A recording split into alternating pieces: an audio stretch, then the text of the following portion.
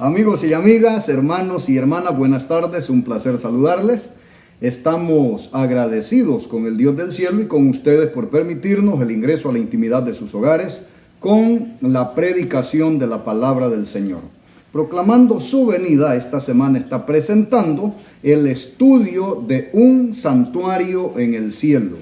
Todos conocemos que el culto de la iglesia del Antiguo Testamento, el pueblo de Israel, tenía un santuario, como lo hemos dicho en el primer mensaje, el santuario que levantó Moisés en el desierto, o lo que se conoció como la tienda de reunión, porque legalmente era una tienda que podían desmontar, mover y llevar con ellos en el peregrinaje hasta la tierra prometida. Esa tienda de reunión, ese tabernáculo, ese santuario, que fue construido según la instrucción de Dios dada a Moisés y conforme a un modelo, lo que dice que en el cielo hay un santuario, y situación que ya miramos con ustedes en algunas citas del último libro de la Santa Biblia, el Apocalipsis, y también del libro de Hebreos.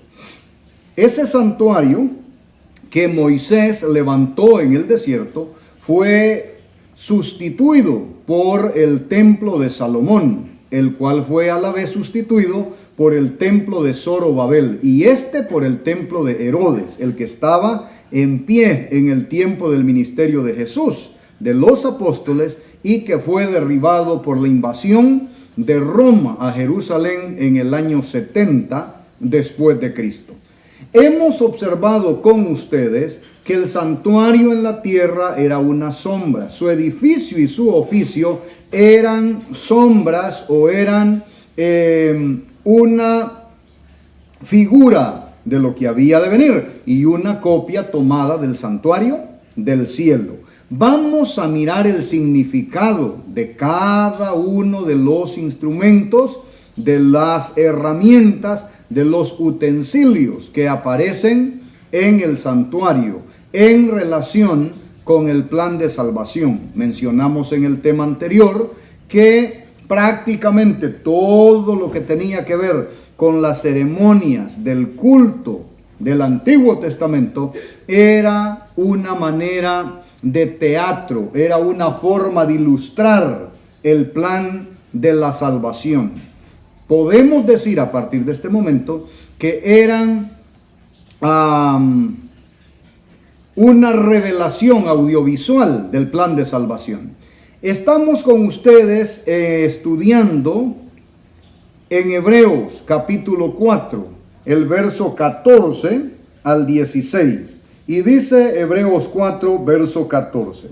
Por tanto, teniendo un gran sumo sacerdote que traspasó los cielos, Jesús, el Hijo de Dios, retengamos nuestra profesión, porque no tenemos un sumo sacerdote que no pueda compadecerse de nuestras debilidades, sino uno que fue tentado en todo, según nuestra semejanza, pero sin pecado. O sea, aquí en esta primera parte, el apóstol Pablo, al escribir a los hebreos y para la iglesia en todos los tiempos, está diciendo el nivel de aceptación, la calidad de el sumo sacerdote que nos representa, uno que nos conoce muy bien, uno que conoce el terreno donde nacemos y crecemos y vivimos, uno que conoce nuestras debilidades. Él, como nosotros, fue tentado en todo, con la diferencia que Jesús no pecó. Sin embargo, conoce la batalla que libran sus hijos en este mundo. Así que, teniendo ese gran sumo sacerdote que traspasó los cielos, Jesús el Hijo de Dios, retengamos nuestra profesión. Porque no tenemos un sumo sacerdote que no pueda compadecerse de nuestras debilidades, sino uno que fue tentado en todo según nuestra semejanza, pero sin pecado. El versículo 16 dice: acerquémonos pues confiadamente al trono de la gracia para alcanzar misericordia y hallar gracia para el oportuno socorro. De aquí que si ustedes notan, todos podemos acercarnos al trono de la gracia. Para todos se abrió libre acceso a la presencia de Dios a través de la comunión, de la oración. Hermano y hermana, por muchos años, en toda la Edad Media, se le enseñó a la gente que solo había un grupo privilegiado que podía leer la Biblia, que podía interpretar la Biblia, que a los demás les haría daño, ¿no? Esa situación no es verdad. Esa situación es una trampa del diablo. La declaración de la Santa Biblia dice que podemos acercarnos confiadamente al trono de la gracia para encontrar oportuno socorro. ¿Cómo nos acercamos al trono de la gracia? Cuando estudiamos la Santa Biblia, cuando oramos y pedimos la dirección de Dios, cuando permitimos que el Espíritu de Dios, que el Espíritu Santo nos conduzca y nos dejamos conducir. Así que, teniendo esto en mente, si nosotros leemos el capítulo 3 de Hebreos, regresamos un poquitito y entonces en el capítulo 3 nosotros miramos el versículo 1 y dice: por tanto, hermanos santos, participantes del llamamiento celestial, considerad al apóstol y sumo sacerdote de nuestra profesión, Cristo Jesús. Aquí llama a Cristo Jesús apóstol, ¿y qué más? Y sumo sacerdote. Usted recuerda ¿qué significa la palabra apóstol? ¿Se acuerdan? Enviado. ¿Quién fue enviado a rescatar al ser humano? Jesús. Así que hizo un trabajo apostólico. Luego, cuando retorna y se instala en el santuario del cielo, Él está haciendo un trabajo sumo sacerdotal, intercediendo por nosotros. Repetimos una vez más aquí que no creemos, no aceptamos, no es válido la intercesión de humanos, la intercesión de personas, por fieles que hayan sido, que murieron, porque el culto a través de los muertos es abominación a Jehová. En ninguna manera esto sería aceptable delante de Dios. Nosotros podemos ir y a través de la comunión, del estudio de la Santa Biblia, de la oración, acercarnos confiadamente al trono de la gracia para encontrar oportuno socorro.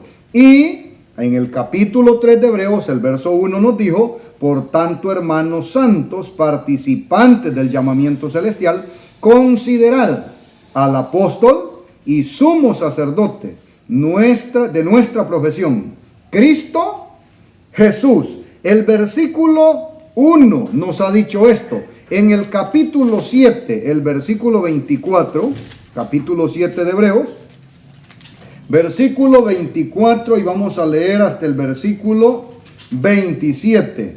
Vamos a encontrar algo aquí. Verso 24 dice: mas por cuanto permanece para siempre, tiene un sacerdocio inmutable. Hablando de Jesús, su sacerdocio no es traspasado a nadie más, porque Él es Dios, Él es eterno.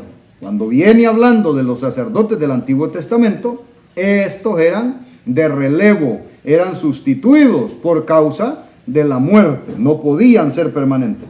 Versículo 25 dice: por lo cual puede también salvar perpetuamente a los que por Él se acercan a Dios, viviendo siempre para interceder por ellos. Aquí nos detenemos un momento para una vez más remachar, repasar, hacer sentir en su mente el asunto de que con toda confianza usted puede ir y hablar con Dios y buscar la intercesión de Dios. Y el único que puede interceder por usted y por mí es Cristo Jesús. Mire que el versículo lo dice: por lo cual puede también salvar perpetuamente a los que por Él se acercan a Dios, viviendo siempre para interceder por ellos.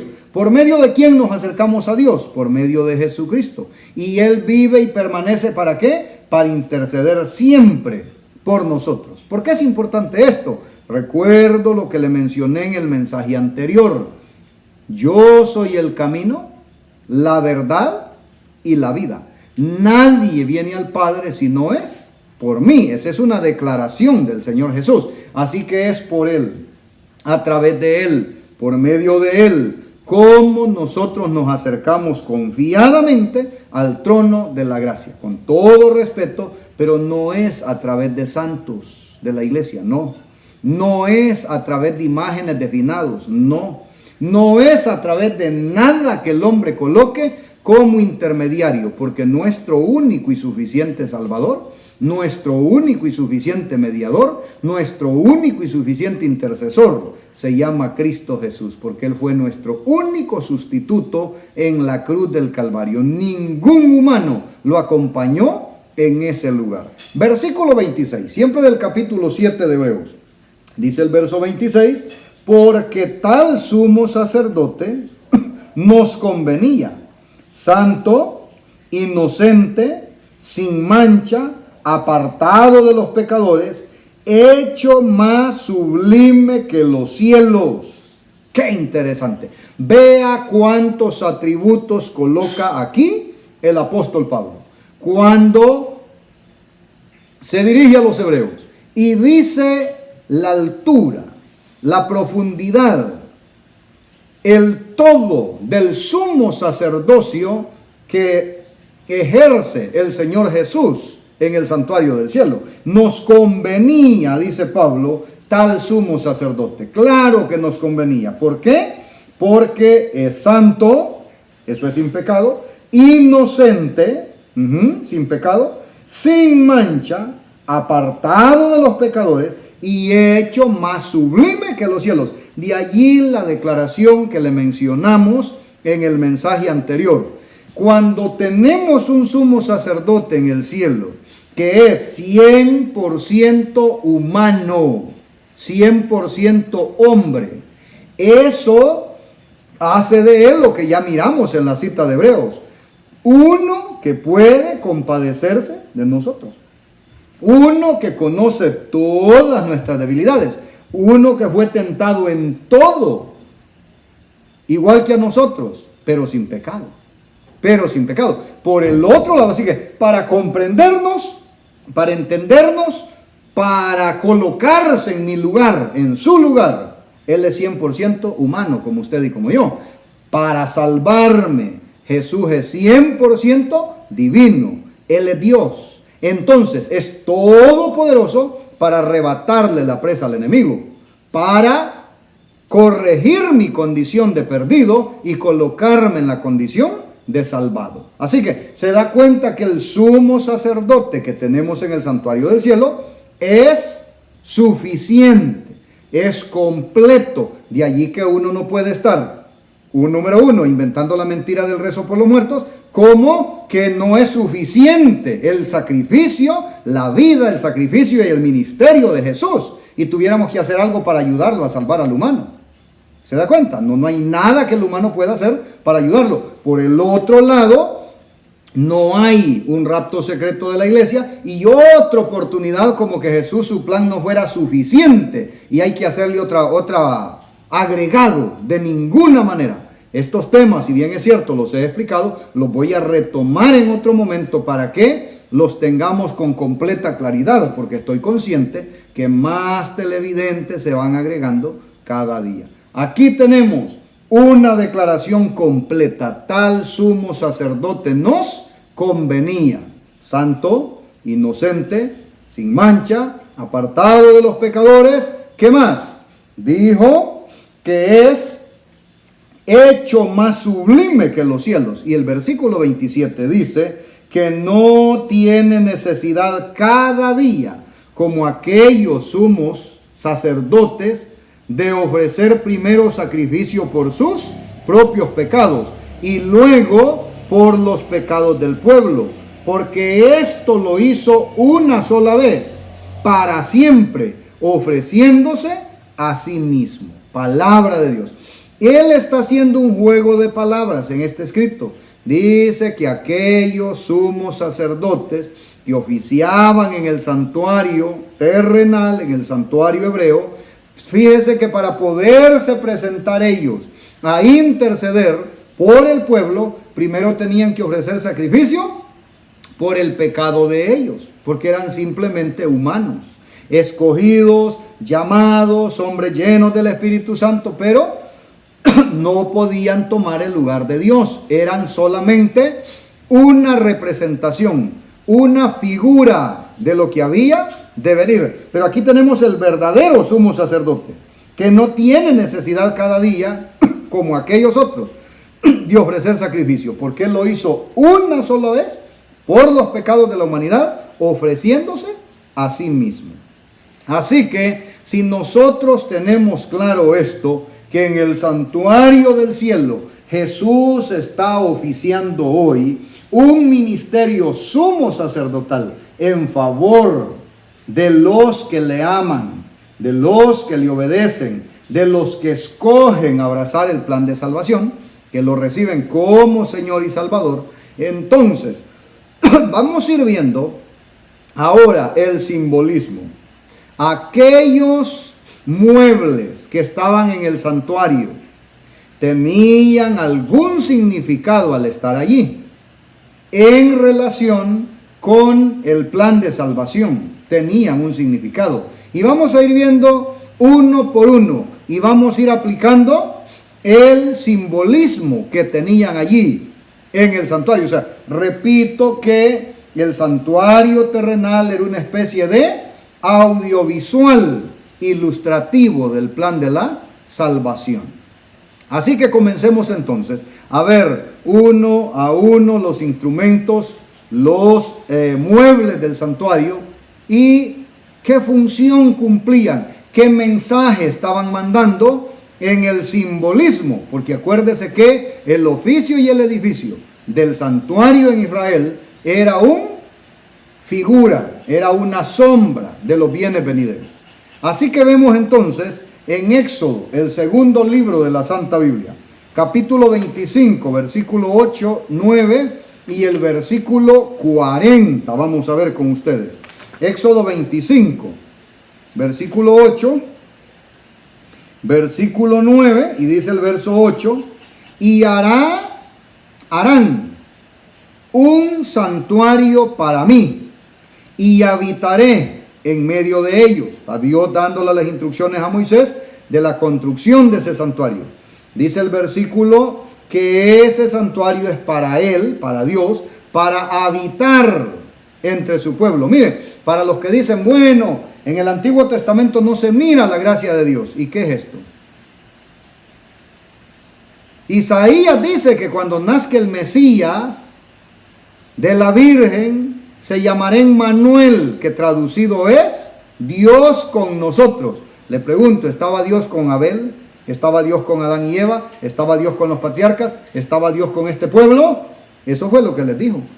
Que le construyeran un santuario para habitar entre ellos. Dice el versículo 9, conforme a todo lo que yo te muestre, el diseño del tabernáculo, el diseño de todos sus utensilios, así lo haréis. Se fija que Dios da instrucciones precisas para el lugar de culto y los muebles, los utensilios que se van a usar en el lugar de culto. Lo que mencionábamos en el mensaje anterior, el orden.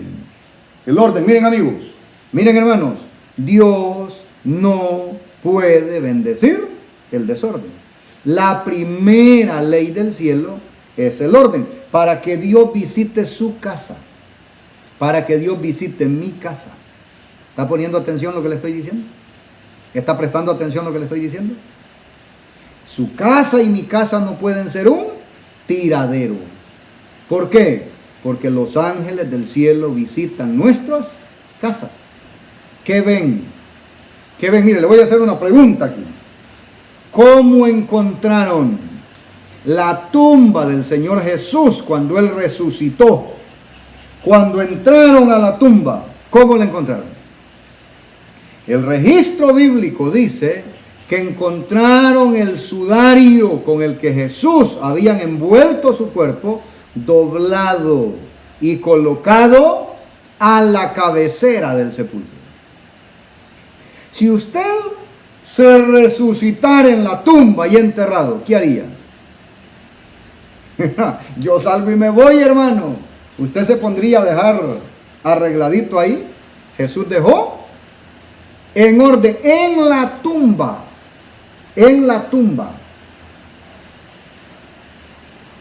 Jesús no es feliz. Los ángeles del cielo no son felices. Con casas donde los calcetines están en la cocina, los calzoncillos en la estufa y las cucharas en el cuarto.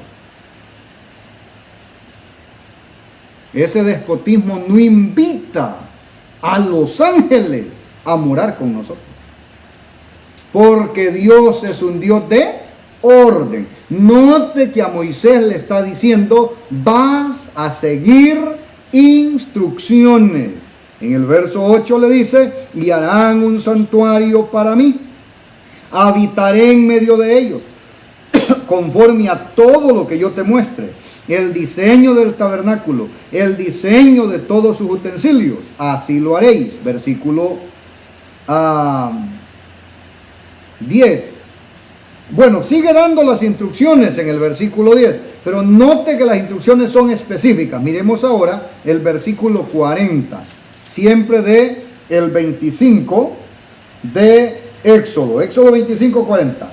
Mira, ojo esto, mira, y hazlos conforme al modelo que te ha sido mostrado en el monte. O sea, el santuario que se construyó para la adoración del Dios de la creación en el pueblo hebreo tenía medidas, tenía altura, tenía lo que necesitaba conforme al modelo que Dios le mostró en el monte. Si decimos en términos nuestros, podríamos decir que Dios le entregó la maqueta en el monte. Y Moisés tuvo que ser un hombre muy sabio, y Dios lo había capacitado para esto, porque cuando se reunía con Dios, Dios le daba cantidad de instrucción para el pueblo, y Moisés regresaba con esa instrucción. Así que este santuario de la tierra es una sombra, una figura del santuario que está en el cielo. Hebreos capítulo 8, versículo 5. Hay una relación tremenda de Éxodo y Levítico con Hebreos. Hebreos capítulo 8, versículo 5. ¿Qué vamos a encontrar aquí? Vamos acá. Hebreos capítulo 8, versículo 5. Aquí está Hebreos 8, verso 5. Y los cuales sirven a lo que es figura y sombra de las cosas celestiales, como se le advirtió a Moisés cuando iba a erigir el tabernáculo, diciéndole, mira, haz todas las cosas conforme al modelo que se te ha mostrado en el monte. ¿Se vean? Ahora Pablo, al escribir el libro de los Hebreos, Pablo le está diciendo, señores, lo que había allá en el Antiguo Testamento, el lugar de adoración del pueblo hebreo, era una figura, era una sombra, era una copia del verdadero santuario. Repite, menciona y dice que Moisés recibió esa instrucción. Pablo está citando Éxodo 25, 8 y 9. Dice, mira, haz las cosas conforme al modelo que se te ha mostrado en el monte. Dice que esas cosas sirven a lo que es figura y sombra de las cosas celestiales. Así que en las cartas del apóstol Pablo abunda el juego de palabras en relación con la iglesia del Antiguo Testamento y las prácticas del santuario de la iglesia del Antiguo Testamento. Mire lo que dice Hebreos 9, versículos 2 y 3. Dice esto: porque el tabernáculo estaba dispuesto así, En la primera parte, llamada el lugar santo, estaban el candelabro, la mesa de los panes de la proposición. Versículo 3, tras el segundo velo estaba la parte del tabernáculo llamada el lugar santísimo. ¿Cuántas partes? Aparte del atrio exterior, ¿cuántas partes tenía el santuario? 2. No pierda de vista eso, porque este tema nos va a llevar a estudiar el tema del juicio de Dios. Juicio investigador y juicio ejecutivo de Dios. Así que no lo pierda de vista, el santuario es clave para entender todas las demás doctrinas y creencias. O sea, todo se desprende de que entendamos el tema del santuario. Dice que estaba dividido en 2 partes. El lugar santo. En ese lugar santo, ¿qué había? Dice porque el tabernáculo estaba dispuesto así. En la primera parte, llamada lugar santo, estaba el candelabro, la mesa de los panes de la proposición. 2 cosas habían allí. El candelabro, no pierda de vista eso, que eso tiene explicación, y la mesa de los panes de la proposición. Y en el versículo 3 dice, tras el segundo velo estaba la parte del tabernáculo llamado el lugar santísimo. En el lugar santo oficiaban los sacerdotes todo el año, todos los días del año. Recuerden que había un sacrificio a las 9 de la mañana y había un sacrificio a las 3 de la tarde. Ahora bien, en el lugar santísimo solo entraba el sumo sacerdote una vez al año, el último día del año, llamado día de la expiación o Yom Kippur, día de juicio. Ese era un día especial, era un día diferente y era un día en el que se trataba con la aceptación de ese pueblo delante de Dios. Allí el sumo sacerdote solo entraba una vez en el año. Si usted toma en cuenta y no pierde de vista esto, mire ahora instrumentos y simbolismos. Levítico capítulo 1, versículo 9. Volvemos allá. Y ahí vamos a estar entre estos 2 y 3 libros estudiando. Levítico capítulo 1, versículo 9. Dice la palabra del Señor en el verso 9. Y lavará con agua los intestinos, las piernas, y el sacerdote hará arder todo sobre el altar. Holocausto es ofrenda encendida de olor grato para Jehová. Aquí está hablando de el altar, del altar del sacrificio, y está hablando de cómo el sacerdote iba a ofrecer ese sacrificio, esa ofrenda. Lo leemos de nuevo. Dice, lavará con agua los intestinos, las piernas, y el sacerdote hará arder todo sobre el altar. Holocausto es ofrenda encendida de olor grato para Jehová. Esta es la instrucción en relación con la forma, cómo harían arder las ofrendas. Ese cordero que se ofrecía era colocado sobre el altar y allí era consumido por el fuego. ¿Tenía un significado eso? ¿Qué apuntaba? ¿Sombra de qué era? ¿Figura de qué era?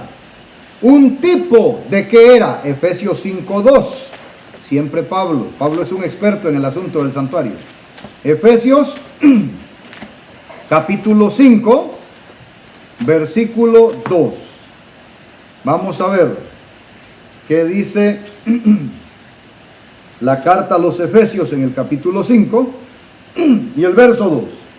Y andad en amor, como también Cristo nos amó, y se entregó a sí mismo por nosotros, ofrenda y sacrificio a Dios en olor fragante. Palabra de Dios.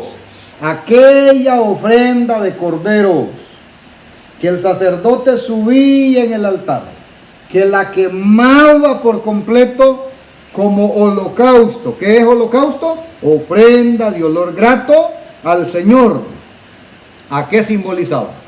¿A qué apuntaba? ¿Sombra de qué era?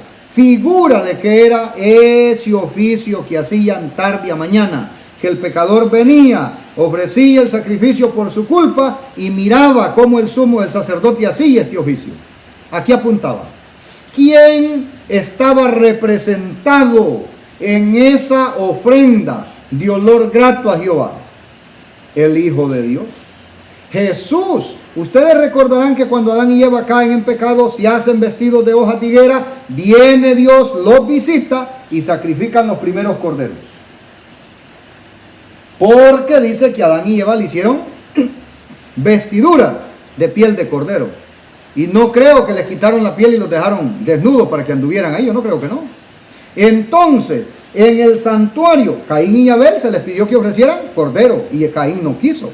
De allí la importancia de la obediencia y dejar de andar renegando y poniendo condiciones y hacer lo que Dios manda. Porque el derramamiento de sangre del cordero, el hecho que se quemara completamente, era olor grato para Jehová. Esa ofrenda simbolizaba, apuntaba el sacrificio de Jesús en la cruz del Calvario, que sería aceptado por el Padre para pagar la culpa de la raza humana y crearnos a nosotros la condición de salvación. Eso de tener acceso al trono de la gracia con un sumo sacerdote que nos convenía, que puede compadecerse de nosotros, que nos entiende en todo y que es todopoderoso para salvarnos. ¿Me expliqué? Bien, entonces, si uno tiene claro eso, notó en Levítico 1:9, el sacerdote ofrecía la ofrenda que se quemaba todo en olor grato a Jehová. En Efesios 5:2 dice que Jesús fue esa ofrenda. Andad en amor, como también Cristo nos amó y se entregó a sí mismo por nosotros, ofrenda y sacrificio a Dios en olor fragante.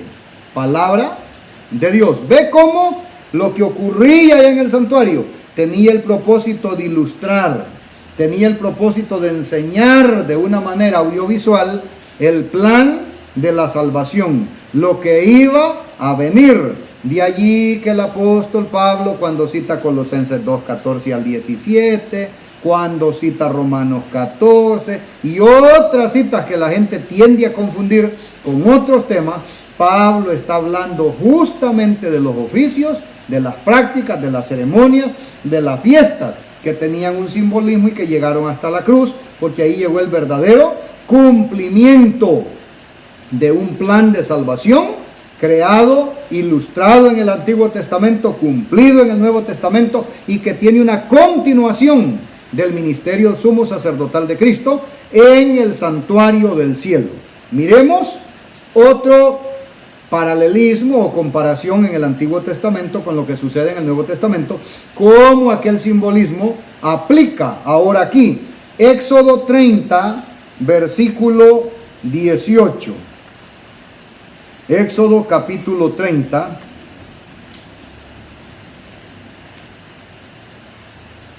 versículo 18. Dice Éxodo 30 en el verso 18: harás también, y las instrucciones que Dios le estaba dando a Moisés, que iba a hacer los muebles, los utensilios del santuario, harás también una fuente de bronce con su base de bronce para lavar, y la colocarás entre el tabernáculo de reunión y el altar, y pondrás en ella agua. Note que ahora está hablando de otra cosa. Ahí habló de la mera ofrenda y el simbolismo, el sacrificio, el ofrecimiento de Cristo en la cruz. Ahora tenemos aquí en la instrucción la construcción de una fuente de bronce con base de bronce. ¿Esa fuente era qué? Para mantener agua en ella, para lavar. Y dice, para lavar, y la colocarás entre el tabernáculo de reunión y el altar, y pondrás en ella agua. ¿A dónde estaba ubicada? Entre el tabernáculo de reunión y el altar. ¿Qué contenía la fuente? Agua. ¿Para qué era esa agua? Para lavar.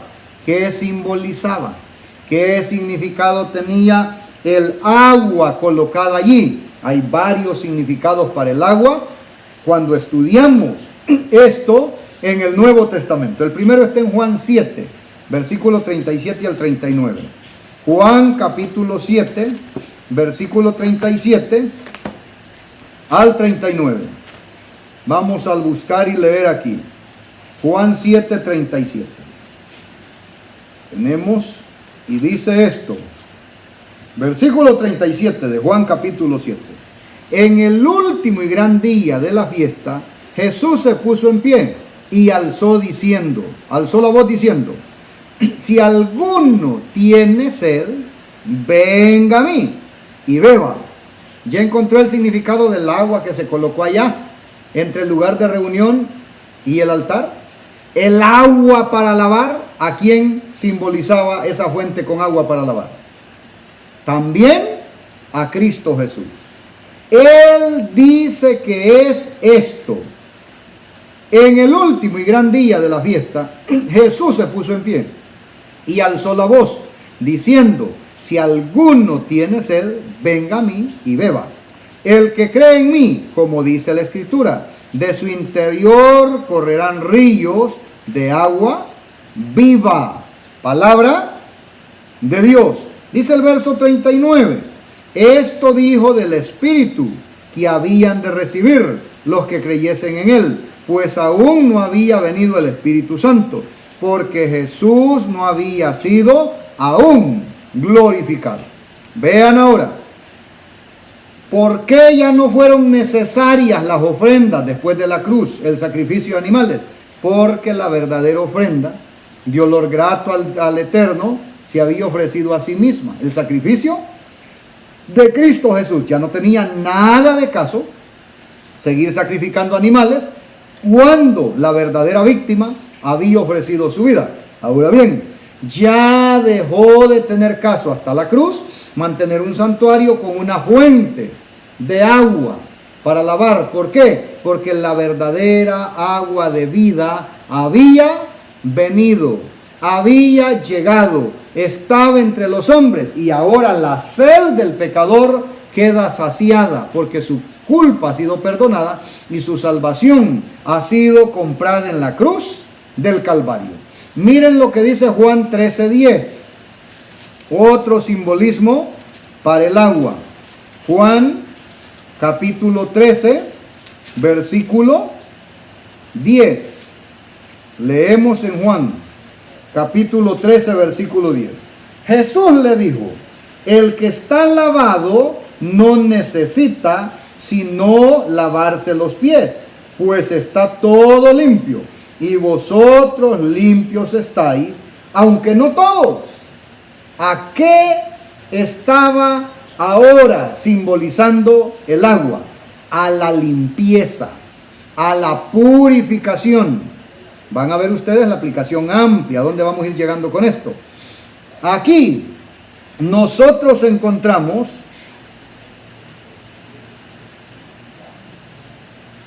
a Jesús diciendo del uso del agua y la limpieza. ¿El pecador necesita limpieza? Sí, por supuesto que sí. Capítulo 15, versículo 3. ¿Qué dice San Juan 15:3?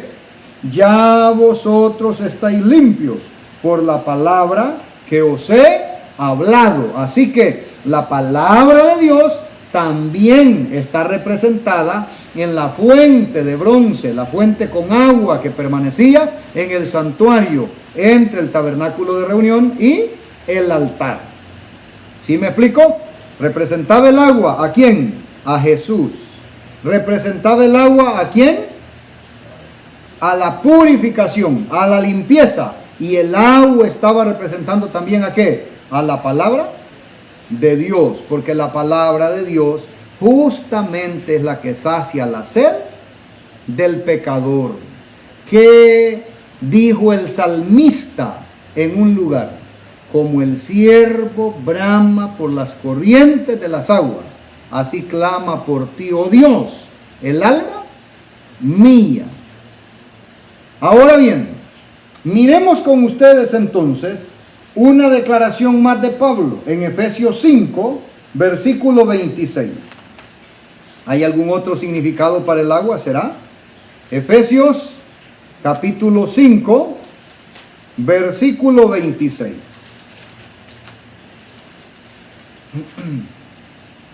Efesios 5, versículo 26. Dice la palabra de Dios: para santificarla, hablando de la iglesia, habiéndola purificado en el lavamiento del agua por la palabra. La palabra es sinónimo del agua aquí. ¿Por qué? Porque sirve para limpiar a la iglesia. Cuando nosotros venimos a Dios, venimos con muchos defectos, muy sucios. Y Dios se encarga de que con los años, no se ha dado cuenta, alguien me llamó hace unas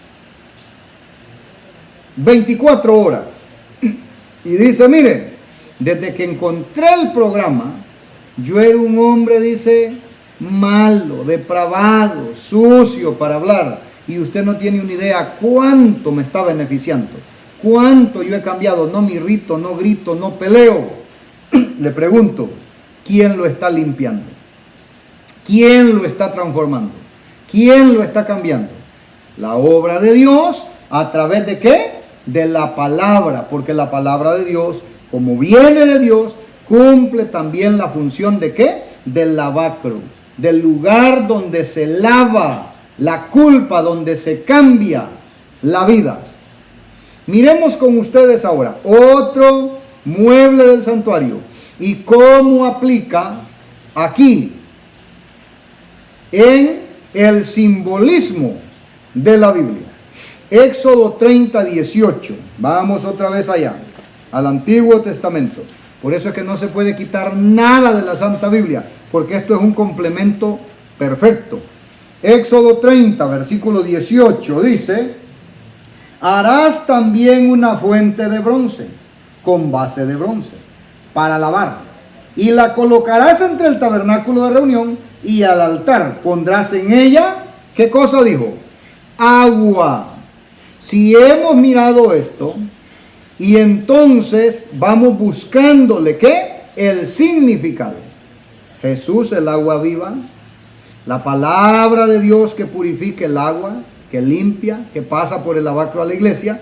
Y ahora miremos con ustedes una declaración que Jesús dijo, que es bien conocida y que tiene un simbolismo en esa fuente de agua que estaba allí en el santuario. Juan capítulo 3, versículo 5. Juan capítulo 3, versículo 5. Capítulo 3 de Juan, versículo 5.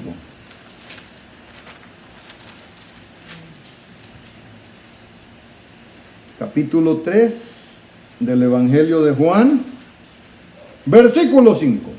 Jesús está en la entrevista con Nicodemo, aquel maestro, aquel doctor de la ley, que lo visitó de noche, que reconocía en Jesús al Mesías, pero que no tenía valor por ser uno de los importantes de la secta de los fariseos para declararse en público y a la luz del día. Y Nicodemo le hizo la pregunta a Jesús: ¿qué tiene que hacer un hombre? Porque entendemos, le dijo, que tú has venido de Dios. El que hace estas cosas no pudo venir de otro lado. Y Jesús al parecer le dijo: mira, a mí no me andes adulando, o nacer de nuevo o no heredas el reino de los cielos. Así, frío. Y en esa instrucción del nuevo nacimiento aparece el versículo 5. Respondió Jesús: de cierto te digo, el que no naciere de agua y del Espíritu no puede entrar en el reino de Dios. Palabra de Dios. ¿Qué otro simbolismo tiene el agua que permanecía en el santuario, en aquella fuente de bronce, entre el tabernáculo de reunión y el altar? ¿Qué otro significado? Jesús, el agua de vida, la palabra que limpia y purifica la iglesia. Y aquí está simbolizando, ¿qué cosa? El bautismo. ¿Se acuerda usted para qué es el bautismo? ¿Se acuerda para qué es el bautismo? Se acuerda de Hechos 2:38. Arrepentíos y bautícese cada uno de vosotros en el nombre de Jesucristo para perdón de los pecados y recibiréis el don del Espíritu Santo. Así que el bautismo es para perdón de pecados. Cada uno de los instrumentos cumplía una función, era una figura, era una sombra, era un instrumento para mandar un mensaje del plan de salvación a los adoradores de la iglesia del Antiguo Testamento. Prácticamente todos aquellos oficios del santuario, aunque no siguieron de manera literal, siguen teniendo funciones de otra manera, con otros símbolos, pero con el mismo significado finalmente. ¿Qué está representando ahora el agua? El lavamiento por el bautismo. Y eso lo confirma bien Romanos 6, versículo 3 al versículo 6. Mire lo que dice Romanos capítulo 6, versículo 3 al versículo 6. Dice esto: ¿o no sabéis que todos los que hemos sido bautizados en Cristo Jesús hemos sido bautizados en su muerte? Porque somos sepultados juntamente con Él para muerte por el bautismo, a fin de que como Cristo resucitó de los muertos por la gloria del Padre, así también nosotros andemos en vida nueva. Porque si fuimos plantados juntamente con Él en la semejanza de su muerte, así también lo seremos en la de su resurrección. Sabiendo esto, que nuestro viejo hombre fue crucificado juntamente con Él, para que el cuerpo del pecado sea destruido, a fin de que no sirvamos más al pecado. En todo ese juego de palabras, Pablo le dijo a los romanos: señores, el bautismo tiene un significado. En la muerte de Jesús, somos, a la hora de bautizarnos, morimos a la vida pasada, somos sepultados a la vida pasada y nacemos de nuevo a una vida nueva, o resucitamos a una vida nueva en Cristo Jesús. De allí que el bautismo por inmersión es el único bautismo válido en la Santa Biblia, porque cumple el simbolismo. Allá era una fuente de agua para lavar, limpieza, para entrar en el santuario. Aquí el bautismo es la limpieza para entrar en la salvación. Primera de Juan 5:8, que dice Primera de Juan capítulo 5, versículo 8. Primera de Juan capítulo 5, versículo 8. Estoy llegando. Versículo 8, dice esto: y tres son los que dan testimonio en la tierra: el Espíritu, el agua y la sangre. Y estos tres concuerdan. Palabra de Dios. Así que hemos visto con ustedes la ofrenda que el sacerdote ponía en el altar y se quemaba completamente para olor grato a Jehová. ¿Representaba a quién? Al ofrecimiento de Cristo como sacrificio, como ofrenda de olor grato al Dios del cielo, para defender nuestra causa. Y la fuente de bronce, con base de bronce, que mantenía agua en el santuario, representaba a Cristo, el agua viva, la palabra de Dios, el agua que limpia a la iglesia de pecado, y el bautismo, que es nacimiento del agua. Así que hemos aprendido estas tres lecciones bonitas del estudio de los instrumentos, de los muebles, de los utensilios que estaban en el santuario. Es importantísimo entender el tema del santuario. Vamos a seguir con ustedes comparando, porque falta la mesa de los panes de la proposición, falta el candelabro de las 7 velas, las 7 luces encendidas, las 7 lámparas, falta el arca del pacto, faltan muchos detalles preciosos que son una bendición estudiarlos a la luz de la Santa Biblia. Así que lo invito para que nos miremos mañana en el próximo programa. Que Dios les bendiga. Padre eterno, gracias por esta bendición, por este privilegio, por esta hora que podemos compartir con nuestros amigos televidentes. Apártanos, límpianos de todo engaño. Danos la bendición de que tu palabra sea clara al entendimiento de nuestras mentes. Bendice a cada televidente que te invoca por misericordia y confiadamente en ti. Gracias por tus respuestas, Padre eterno, en el nombre de Jesucristo, tu Hijo amado, que es nuestro Señor y Salvador. Amén y amén. Que Dios les bendiga. Si Él nos presta vida con salud, nos vemos mañana. Que Dios les bendiga.